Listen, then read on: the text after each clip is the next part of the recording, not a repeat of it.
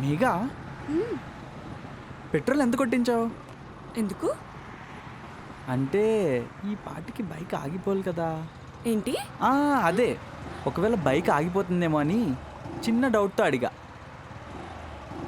ఓ, ఇప్పుడు ఆగిపోవాలా? చచ్చా. యాక్చువల్లీ నేను జోక్గా అన్నా.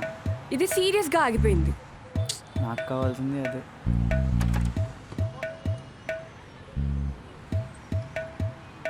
ఏది ఇట్రా, నేను చూస్తా. దీన్ని కొంచెం సేపు మొత్తం చూసి ఏదో అయినట్టు బిల్డప్ ఇచ్చి